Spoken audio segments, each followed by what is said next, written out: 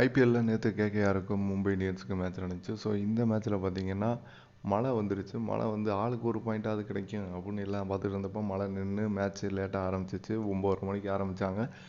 16 over match. So வந்த first பால்லேருந்தே அடிக்க ஆரம்பித்தாங்க. ஃபில்சால் ஃபஸ்ட் பாலே 6 அடித்தார். ஸோ அதுக்கப்புறம் பார்த்தீங்கன்னா உடனே அவுட்டும் ஆகிட்டார். அதே மாதிரி சுனில் நரேனையும் பார்த்தீங்கன்னா பேட்டில் பாலை தொடாமலே அவுட் ஆகிட்டார்.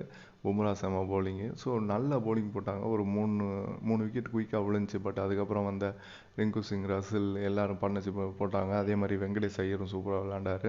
ஸோ 157 அடித்தாங்க 16 ஓவரில். இதை ஈஸியாக சேஸ் பண்ணிடுவாங்க மும்பை இந்தியன்ஸு. கடப்பார பேட்டிங் அப்படின்னு பார்த்தா நேற்றும் சொதப்பிட்டாங்க. வந்தவன் எவனுமே அடிக்கலை. எல்லாரும் அவுட் ஆகிட்டு போய்கிட்டு இருந்தாங்க.